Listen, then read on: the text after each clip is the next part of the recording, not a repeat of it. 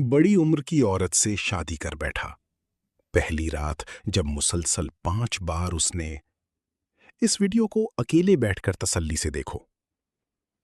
आमतौर पर शादी की रात दुल्हा कमरे में जाने की जल्दी करता है, अपनी होने वाली दुल्हन को देखने की और उसके साथ खूबसूरत लम्हात गुजारने की, और ख्वाहिशें उसे बेचैन करती हैं। लेकिन मेरे मामले में कुछ अलग था। पिछले 2 घंटों से अपने ही कमरे के दरवाजे पर खड़ा था, लेकिन न जाने क्यों मेरा कमरे के अंदर कदम रखने का बिल्कुल भी दिल नहीं चाह रहा था। और वजह कोई और नहीं बल्कि मेरी अपनी ही बीवी थी। वो बीवी जिससे शादी करने के लिए मैंने अपने माँ बाप को नाराज किया था और सब कुछ फरामोश करके उससे निकाह कर बैठा था। अब उसी के पास जाने से पहले मैं 100 दफा सोच रहा था। बस इतने ही लम्हे मैंने ऐसे ही दरवाजे पर खड़े खड़े गुजार दिए। इस बड़े से महल में मेरी बीवी और मैं अकेले थे। सारे नौकर क्वार्टर में जा चुके थे और मैं अपनी बीवी के पास जाने से हिचकिचा रहा था। मैं 25 साल का एक जवान मर्द था और जिस औरत से मैंने शादी की थी वो 40 साल। यही वजह थी कि मेरे कदम दरवाजे पर रुक गए थे। मैंने एक नजर सारे बंगले पर डाली जो शादी में मेरे नाम हो गया था। उसमें कुछ देर और उस औरत के साथ अच्छी तरह गुजार लेता तो मुझे और भी बहुत कुछ मिल सकता था। यही सोचकर मैंने कमरे का दरवाजा खोला और अंदर दाखिल हो गया। उसको लेकर मेरे दिल में कोई जज्बात नहीं थे। ये शादी सिर्फ एक सौदा थी जो मैंने अपने मुस्तकबिल के लिए की थी। बिस्तर पर बैठी अपनी बीवी सायरा को देखकर मुझे हंसी आ गई। 40 साल की उम्र में वो इस वक्त लाल जोड़ा पहने बिल्कुल नई नवेली दुल्हन की तरह शर्मा रही थी। मैंने एक नजर उस पर डाली और धीरे धीरे कदम उठाते हुए उसके पास जा बैठा। मुझे यकीन था कि वो कुछ देर में नींद की वादी में उतर जाएगी, क्योंकि उम्र के इस हिस्से में नींद बहुत आती है। और फिर कुछ तो वो दवाई भी इस्तेमाल करती थी। मैंने उसे खुद कई मर्तबा दवाई खाते देखा था। यकीनन उसे कोई बीमारी भी थी। मुझे देखकर वो मुस्कुराई और कहने लगी, अकील, बहुत देर कर दी कमरे में आने के लिए। मैं काफी देर से तुम्हारे इंतजार में बैठी थी। उसकी बात सुनकर मुझे हंसी आ गई। उससे मेरे इंतजार में 2 घंटे बैठा नहीं गया, तो वो मेरे साथ मोहब्बत के लम्हात क्या खाक गुजार सकती थी। पता नहीं कि उसे उम्र के इस हिस्से में शादी का क्या शौक चढ़ा था। मेरी खुशनसीबी थी जो उसने मुझे शादी के लिए कहा था, और अब मेरी किस्मत बदलने वाली थी। मैंने मुंह दिखाई का तोहफा निकालकर उसके हाथ में रखा। बड़ी खुशी खुशी वो उन कंगनों को देखने लगी। वो तो सोने और हीरे पहनने वाली औरत थी। कहाँ मैंने उसे 2000 की सस्ती से कंगन लाकर दिए थे। मैं उसे अपनी हैसियत बताना चाहता था, लेकिन उसके चेहरे पर तो अलग ही खुशी थी, जैसे उसे कोई खजाना मिल गया हो। उसने जल्दी से वो कंगन अपनी कलाई में डालना शुरू कर दिए और फिर साइड टेबल की दराज से एक चीज निकालकर मेरी तरफ बढ़ाई। काली रंग के लिफाफे में मौजूद वो चीज नजर नहीं आ रही थी। उसने मेरे हाथ में वो पकड़ाकर कहा, ये तुम्हारे लिए तोहफा है। उसे पकड़कर मेरी खुशी की इंतहा न रही। शादी की रात मेरी दुल्हन ने मुझे तोहफा दिया। वो जो करोड़ों रुपए की मालकिन थी, यकीनन तोहफा बहुत कीमती होने वाला था। यही सोचकर मैं मुस्कुरा रहा था। लिफाफा खोलने से पहले बहुत कुछ मेरे जहन में आ गया था कि शायद गाड़ी की चाबी हो या फिर कोई कारोबार के पेपर। इतनी अमीर बीवी से मैं ऐसा ही कोई तोहफा एक्सपेक्ट कर रहा था। लेकिन जैसे ही मैंने लिफाफा खोलकर देखा, मेरी आंखें हैरत से फटी की फटी रह गईं। मुझे अपनी आंखों पर यकीन नहीं आया। मैंने जब अपनी बीवी पर नजर डाली, उसके चेहरे की मुस्कुराहट ने मुझे सब कुछ समझा दिया था। ये कैसे हो सकता था? मैंने बेयकीनी की हालत में लिफाफा उसके हाथ में पकड़ा दिया। वो कहने लगी, ये हमारी शादी की रात का तोहफा है और तुम्हें कबूल करना होगा। मैं इनकार में सर हिला रहा था। वो मेरी तरफ देखकर हंसते हुए कहने लगी, अगर मेरी बात नहीं मानोगे तो बहुत नुकसान उठाना पड़ेगा। तुम जानती हो ये शादी किन शराइत पर हुई, इसलिए ये तोहफा तुम्हें कबूल करना लाजमी है। मेरी आंखों के आगे दुनिया घूमने लगी। मैं सोच भी नहीं सकता था कि ये औरत इस कदर चालाक होगी और मेरे साथ इतना बड़ा खेल खेल जाएगी। शादी में जो शर्तें उसने लिखवाई थीं, तो उन्हें मानते वक्त मुझे बिल्कुल अंदाजा नहीं हुआ कि ये क्या चाहती है और जब मुझे एहसास हुआ तो मेरे पास वापस जाने का कोई रास्ता नहीं था। मैं चाहकर भी अपना दामन नहीं छुड़वा सकता था, क्योंकि मैंने खुद उन कागजात पर दस्तखत किए थे जिन पर मेरी बीवी ने शराइत लिखवाई थीं, और अब जाकर मुझे उनकी समझ आई थी। मेरी बीवी ने वो लिफाफा दोबारा मेरे हाथ में पकड़ाया और कहने लगी, खामोशी से वो करो जो मैं चाहती हूं। और मैंने मजबूर होकर उसकी बात मानी। वो चीज मेरी मर्दाना। मेरा नाम अकील है। मेरा ताल्लुक एक गरीब घराने से है। मैं सिर्फ 22 साल का था और शॉर्टकट के रास्ते तलाश कर रहा था जिससे मैं अमीर हो जाता। मेरे पास इतना पैसा आ जाता कि जिससे मुझे कुछ ना करना पड़ता। मुझे मेहनत नहीं करनी थी और बगैर मेहनत के ही मैं रातों रात करोड़पति बनना चाहता था। जो भी मेरी ये बात सुनता वो मुझ पर खूब हंसता। मेरे अब्बा मुझे ताने देने से बाज ना आते थे। वो कहते कि तू सारी जिंदगी मेरी कमाई ही खाता रहेगा। मुझे तो बुढ़ापे में भी औलाद की तरफ से सुख देखना नसीब नहीं हो रहा। बेटे की पैदाइश पर मैंने सोचा था कि बड़ा होकर मेरा सहारा बनेगा, लेकिन तुझसे अच्छी तो मेरी बेटी है जो घर बैठे ही सिलाई करके मेरी मदद कर देती है। और मैं अब्बा की बात सुनकर गुस्से से घर से निकल जाता। अब्बा इतने बुजुर्ग होकर भी रोजाना ठेला लगाया करते थे और चाहते थे कि मैं भी उनके साथ ठेले पर ही काम करूं ताकि कमाई कुछ बढ़ सके। लेकिन मुझे इस तरह की मेहनत पसंद नहीं थी। दोपहर को अब्बा जो समोसों का ठेला लगाते थे तो रात के 9 बजे तक मार्केट के बाहर ही खड़े रहते। मैं ऐसी मेहनत नहीं करना चाहता था जिसमें ना ही ज्यादा पैसा था और ना ही इज्जत। यही बात थी जिसकी वजह से मेरे अब्बा मुझसे नाराज रहते थे। वो कहते थी कि तुमने पढ़ाई तो की नहीं, तुझे कौन सी अफसर की नौकरी मिल जाएगी। ऐसा लगता है सरकारी नौकरी तेरा ही इंतजार कर रही है। अब्बा की बात सुनकर मैं कहता, देखना, एक दिन मैं किस्मत बदल दूंगा, अपनी भी और आप लोगों की भी। फिर अब्बा मेरे आगे हाथ जोड़ देते, कहते, हमें ऐसी किस्मत नहीं बदलनी। रातों रात वही लोग अमीर होते हैं जो गलत काम करते हैं। सही काम करने वाले हलाल कमाते हैं और रूखी सूखी खाते हैं, बचत करके पैसे जोड़ते हैं और फिर वही अमीर होते हैं। अब्बा की बात सुनकर मुझे हंसी आ जाती, क्योंकि जो तरीका अब्बा बताया करते थे उससे तो सारी जिंदगी निकल जाती, लेकिन मेरी कोई ख्वाहिश भी पूरी ना होती। अब्बा खुद भी सारी जिंदगी यही सब करते रहे, लेकिन कौन से अमीर हो गए। हमारे हालात बदल गए थे। बचपन से अब तक मैंने यही देखा था कि अब्बा की हलाल की कमाई से जरूरियात तो पूरी हो जाती, लेकिन ख्वाहिशात अधूरी रह जाती। और मैं ख्वाहिशात के समंदर में डूबा हुआ था और मुझे किनारे तक पहुंचना था। एक दिन ऐसे ही अब्बा से खूब लड़ झगड़ कर मैं घर से निकला और शहर जाने वाली सड़क पर जा बैठा। अब्बा ने मुझे बहुत बातें सुनाई। उनका कहना था कि अब बहन की शादी होने वाली है, तुम भी घर के खर्चे में कुछ हिस्सा डालो ताकि शादी के लिए पैसे जमा हो सके। और अब्बा की बात सुनकर मुझे गुस्सा आ गया। मेरी बहन अब्बा की जिम्मेदारी थी, मेरी नहीं। मैं ऐसे ही पत्थर उठाकर सड़क पर फेंक रहा था कि तभी एक बड़ी सी स्याह रंग की गाड़ी तेजी से मेरे सामने से गुजरी। मेरे दिल में ख्याल आया, काश ये गाड़ी मेरी होती तो मैं भी उस पर बैठकर शहर चला जाता।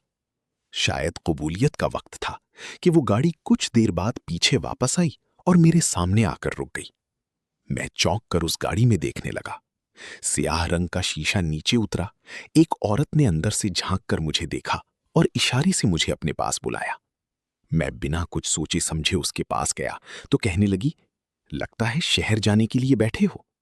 अगर बस नहीं आ रही तो मेरे साथ चलो, मैं पहुंचा देती हूं। मैं वाकई शहर जाना चाहता था, लेकिन शहर जाने के लिए ना मेरे पास पैसे थे और ना ही ये मालूम था कि वहां जाकर क्या करूंगा। बस मैं रातों रात अपनी किस्मत बदलना चाहता था। मुझे सोच में पड़ा देखकर उसने दरवाजा खोल दिया और कहा, बैठ जाओ। मैं खामोशी से उसके साथ वाली सीट पर बैठ गया। फ्रंट सीट पर ड्राइवर वर्दी पहने बैठा हुआ था। उसकी नजरें सड़क पर थीं। उस औरत के कहने पर ड्राइवर ने गाड़ी चलानी शुरू कर दी और हमारी मंजिल शहर की जानिब थी। उस औरत ने कहा, तुम शहर में कोई काम करते हो? तो मैंने इनकार में सर हिलाया था। वो पूछने लगी, शहर क्यों जा रहे हो? मैंने उसे बताया कि मैं अपनी किस्मत बदलना चाहता हूं और किस्मत आजमाने के लिए ही शहर जा रहा हूं। वो औरत कहने लगी, अगर ऐसी बात है तो कुछ दिन मेरे पास नौकरी कर लो। मुझे एक ऐसे शख्स की जरूरत है जो सारी नौकरियों पर नजर रख सके। वो मेरे लिए बिल्कुल गैर थी, मैं भी उसके लिए अनजान था। फिर वो कैसे अपने बंगले में नौकरी की ऑफर कर रही थी? उसकी बड़ी सी गाड़ी में मुझे इतना सुकून मिल रहा था कि मैं सोचने लगा कि उसके बंगले में कितना सुकून होगा। फिर इतना बड़ा बंगला रहने को भी मिल जाए। उसने मुझे कहा मुझे खाने पीने की कोई कमी नहीं होगी। वो एक बहुत बड़ी रकम मुझे तनख्वाह के तौर पर ऑफर कर रही थी। मेरे पास भी इनकार की गुंजाइश नहीं थी, क्योंकि जो काम उसने बताया वो कोई काम नहीं था। बंगले का सारा काम नौकरों को करना था और मुझे बस उन पर नजर रखनी थी। मैं राजी हो गया और उसके साथ उसके बंगले पर पहुंच गया। आलीशान बंगला देखकर हैरान रह गया। वो इस बंगले में अकेली रहती थी। उसने बताया था कि सालों पहले उसके शौहर का इंतकाल हो गया था, बच्चे भी नहीं थे, इसलिए वो तन्हा थी। उसका इंपोर्ट एक्सपोर्ट का बिजनेस था, तो वो खुद अपने कारोबार की निगरानी करती थी। सारी रात कारोबार के कामों से बाहर रहती और सारा दिन सोती रहती थी। इसलिए सारा घर नौकरों के हवाले था और उसे नौकरों को देखने के लिए एक जिम्मेदार शख्स की जरूरत थी। मैंने उसके बंगले पर नौकरी शुरू कर दी। मैं बड़ा खुश था। यहां मुझे जिंदगी की हर आसाइश हासिल थी। गाड़ी की चाबी तक दे दी गई थी।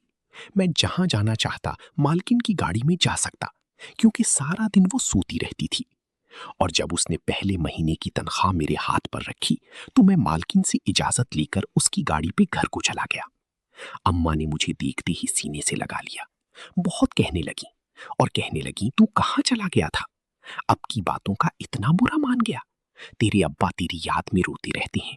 हम सब तेरे लिए बहुत फिक्रमंद थे।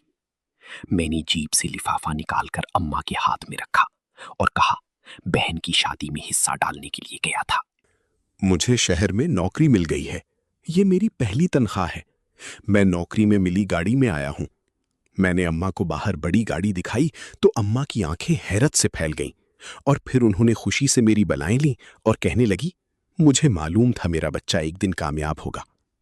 अलबत्ता जब अब्बा दोपहर के खाने के लिए घर लौटे तो मुझे देखकर खुश हुए, लेकिन साथ ही मेरी गाड़ी और कमाई ने उनको हैरत में मुब्तला कर दिया।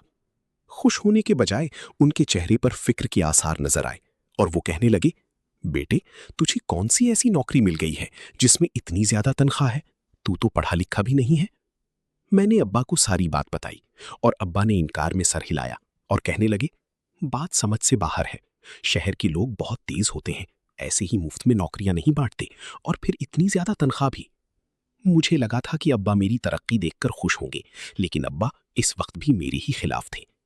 मैं गुस्से से उठ खड़ा हुआ और अम्मा से कहा, मैं जो कुछ भी कर लूं, अब्बा खुश नहीं हो सकते। मैं तो पैसे लेकर आया था कि बहन की शादी में हिस्सा डाल सकूं, लेकिन अब्बा मेरी नौकरी को लेकर मशकूक हो गए। मैं वापसी के लिए निकल गया। अम्मा मुझे आवाजें देती रहीं। मेरा दिल खराब हो चुका था। मेरे अब्बा मेरी तरक्की से खुश नहीं थे। मैं वापस शहर बंगले पर पहुंचा तो चौंक गया, क्योंकि ड्राइंग रूम में काफी सारी लड़कियां बैठी थीं। मेरी मालकन उनसे बड़े अच्छे तरीके से पेश आ रही थीं। मैं मालकन को ये बताने के लिए ड्राइंग रूम में गया था कि मैं वापस आ गया हूं। मुझे देखकर मालकन के चेहरे पर खुशी आ गई, जैसे वो मेरा इंतजार कर रही थीं। वो सारी लड़कियां भी बड़ी दिलचस्पी से मुझे ही देख रही थीं। इतनी सारी लड़कियों के बीच मुझे कुछ अजीब सा महसूस हुआ। मैं फौरन वापस बाहर चला आया। बावर्ची खाने में काम करती मुलाजिमा से पूछा, ये सारी लड़कियां कौन हैं? उसने बड़ी तवज्जो से मेरी तरफ देखा और कहने लगी, आप नहीं जानते? मैंने कहा, मुझे क्या मालूम ये सब कौन है। वो बहुत अजीब अंदाज में कहने लगी, फिर कुछ ही दिनों में पता चल जाएगा। इस बात को 2 दिन ही गुजरे थे कि मालकन ने मुझे अपने कमरे में बुलाया और कहने लगी, अकील, मैं तुमसे बात करना चाह रही हूं। असल में तुम मुझे अच्छी लगती हो। उस दिन सड़क पर तुम मुझे पहली नजर में बहुत पसंद आ गई थी, इसलिए मैं तुम्हारे पास आ रुकी थी और 1 महीने में मैंने तुम्हें जान लिया है। तुम बहुत ही अच्छी फितरत के मालिक हो। शायद तुम्हारे घर वालों को तुम्हारी कदर नहीं, क्योंकि उस दिन तुम अपने घर से बहुत उदास लौटे थे। मैं चाहती हूं कि तुम्हारी जिंदगी बदल दूं और तुम्हारी जिंदगी की हर कमी को पूरा कर दूं। मैं खामोशी से मालकिन की बात सुन रहा था। इस आखिरी जुमले पर मैंने हैरत से मालकिन की तरफ देखा था और फिर मेरी मालकिन ने ऐसी बात कही जिसकी तवक्को मुझे हरगिज नहीं थी। वो कहने लगी, मैं तुमसे शादी करना चाहती हूँ, तुम्हारा मुस्तकबिल संवारना चाहती हूँ। ये घर मैं शादी पर तुम्हारे नाम कर दूंगी। मेरी जिंदगी में कोई भी नहीं है, मैं कब तक ऐसे तन्हा रहूंगी? अब तो मैं मरने वाली हूँ और मरने से पहले कुछ दिन खुशियों भरे गुजारना चाहती हूँ। 40 साल की औरत के मुंह से शादी की बात सुनकर जहां मैं हैरान रह गया था, वहीं इस बात ने मुझे हैरान कर दिया कि वो अपना इतना बड़ा बंगला मेरी नाम करने को तैयार हो गई थी। मुझे तो यकीन नहीं आ रहा था। शायद मेरी मालकिन पागल हो गई थी या फिर बुढ़ापे में उसी जवान लड़के का साथ चाहिए था। काफी देर में सोच में पड़ गया तो मालकिन कहने लगी, तुम चाहो तो इनकार भी कर सकते हो, लेकिन इसके साथ ही तुम्हारी नौकरी भी खत्म हो जाएगी, क्योंकि मैंने ये नौकरी तुम्हें इसलिए दी थी कि तुम्हें देख सकूं। मुझे महीने के लाख रुपए मिल रहे थे, रहने के लिए इतना आलीशान महल जैसा बंगला था। मैं किसी सूरत इस नौकरी को ठोकर नहीं मारना चाहता था, और अगर कुदरत मुझे इसका मालिक बनाना चाहती थी तो इनकार की गुंजाइश ही नहीं थी। मैंने फौरन ही मालकिन से कहा, ठीक है, मुझे शादी पर कोई एतराज नहीं। जिस तरह आपके साथ कोई नहीं, इसी तरह मैं भी अकेला हूं। ये सुनकर मालकिन खुश हो गई। उसने अगले दिन शादी का कह दिया, लेकिन निकाह से पहले मालकिन ने एक पर्चा मेरे आगे रख दिया और कहने लगी, ये कुछ शराइत हैं जो तुम्हें शादी से पहले माननी होगी। पहले तो मैं घबरा गया कि पता नहीं मालकिन मुझसे क्या बात मनवाना चाहती है, लेकिन फिर वो शराइत पढ़कर मुझे कुछ खास समझ ना आई। सब अजीब अजीब सी बातें थीं जिनका कोई खास मतलब ना था, इसलिए मुझे शराइत मानने में कोई बुराई महसूस ना हुई। मैंने मालकिन की तमाम शराइत कबूल कर ली और निकाह कर लिया। ये सोचकर खुशी से चूर हो गया कि अब मैं आलीशान बंगले का मालिक बन गया हूं। ये 40 साल की औरत आखिर कितने दिन जिंदा रह सकती थी? कुछ दिनों की मेहमान थी, उसके बाद ये सब कुछ मेरा हो जाता। उसका कारोबार भी मेरे हिस्से में आता। मेरा ख्याल था वो कोई ऐसा कारोबार करती थी जिसमें बहुत ज्यादा पैसा था, क्योंकि मैंने उसे पैसों में खेलते देखा था। लेकिन शादी की रात जो कुछ हुआ तो मुझ पर मेरी बीवी की हकीकत खुलकर मेरे सामने आ गई और उन तमाम शराइत का मतलब भी मुझे समझ आ गया। मेरी बीवी ने शादी की रात जो लिफाफा मुझे दिया था, उसमें मर्दाना ताकत बढ़ाने वाली एक दवा थी। उसमें एक कागज था जिस पर एक एड्रेस लिखा हुआ था और साथ ये भी लिखा था कि आज की रात इस लड़की के साथ गुजारनी है, उसे पूरी तरह खुश करना है। लिफाफे में एक लड़की की तस्वीर भी मौजूद थी। उस लड़की को मैंने पहले भी कहीं देखा था और फिर जहन पर जोर डालने पर मुझे याद आया, ये लड़की उन्हीं लड़कियों में ही मौजूद थी जो उस दिन मालकिन के साथ बैठी थी। बहुत कुछ मुझे समझ आ गया था, इसलिए मैंने बेयकीनी से अपनी बीवी को देखा तो वो मुस्कुरा दी। मैं ये काम किसी सूरत नहीं कर सकता था, इसलिए मैंने इनकार किया तो मेरी बीवी ने मुझे शराइत याद दिला दी। शराइत के मुताबिक मैं मालकिन को तलाक देता तो मुझे 20 लाख मालकिन को अदा करने होते। अगर मालकिन को मेरी जात से कोई शिकायत होती तो वो मेरी पुलिस को शिकायत करवा सकती थी और मुझसे हर्जाना भी वसूल कर सकती थी। अगर मैं मालकिन की कोई बात मानने से इनकार करता तो वो ये घर वापस अपने नाम ट्रांसफर करवा सकती थी। उन्होंने घर मेरे नाम नहीं किया था। मेरी मालकिन ने मुझे मजबूर किया कि अगर मैं उस लड़की के पास ना गया, उसे खुश ना किया, तो वो मुझ पर इल्जाम लगा देंगी कि मैंने उन्हें मारने की कोशिश की है और मुझे जेल भिजवा देंगी। मैं इन सारी आसाइशों से तो जाऊंगा ही, बल्कि जेल की सलाहों के पीछे अपनी सारी जिंदगी गुजारूंगा। मैं इतनी बुरी तरह फंसा था कि मेरे पास कोई रास्ता नहीं बचा था। मुझे मजबूरन वो दवा खानी पड़ी जिसके खाने से शायद मेरे जिस्म को बहुत नुकसान पहुंचता। मालकिन का ड्राइवर मुझे खुद उस घर ले गया था। यहां मालकिन मौजूद ना थी।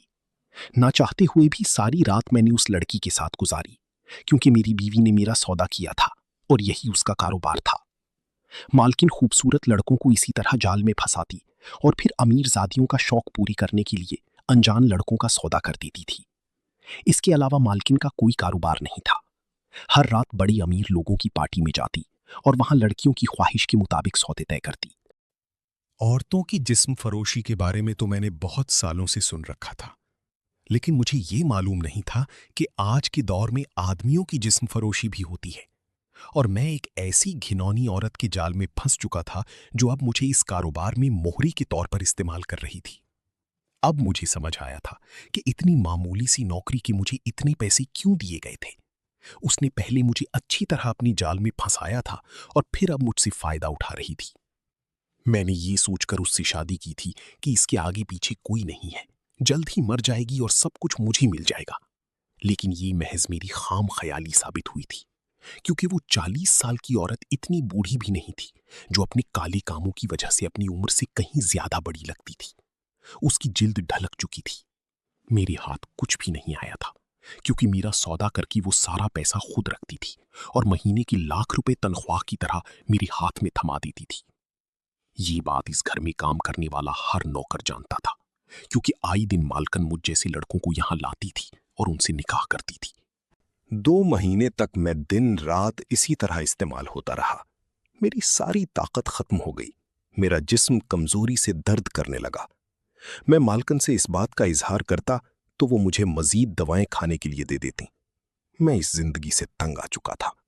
मेरे दिन रात गुनाह में गुजर रहे थे और ये एहसास मुझे मार रहा था। मैं शॉर्टकट से पैसे जरूर कमाना चाहता था, लेकिन इस तरह गुनाहों के दलदल में नहीं उतरना चाहता था। एक दिन मुझे मौका मिला और मैं खामोशी से मालकन को बताए बगैर वापस अपने घर पहुंच गया। मालकन ने मेरा घर नहीं देखा था, वो मुझे सड़क से लेकर गई थी, इसलिए मुझे यकीन था कि वो मेरे छोटे से इलाके के कच्चे से मकान तक नहीं पहुंच पाएगी। मैंने अपने माँ बाप को सारा सच बता दिया। ये सुनकर वो दोनों बहुत रोए और कहने लगे कि मैंने तुझे पहले ही मना किया था, लेकिन तुझे मेरी बात समझ नहीं आई। मेहनत कर और हलाल कमा, यही कामयाबी है। आज मैं अपने अब्बा के साथ समोसों के ठेले पर काम करता हूँ। अल्लाह ताला ने हमारे काम में इतनी बरकत रखी है कि हम हलाल रिज़्क कमाकर अपनी जरूरियात पूरी कर लेते हैं। सब नौजवानों से बस यही कहना चाहता हूं कि शॉर्टकट के चक्कर में गुनाहों के दलदल में ना उतरें, क्योंकि ये शॉर्टकट हमें सिर्फ तबाही के रास्ते पर ले जाता है। उम्मीद है कि ये कहानी आपको अच्छी लगी होगी और मजीद ऐसी कहानियों के लिए हमारे चैनल को अभी सब्सक्राइब कर लें और साथ ही बेल आइकन पर क्लिक कर दें, ताकि नई आने वाली वीडियो आपको बर वक्त मिल सके। शुक्रिया।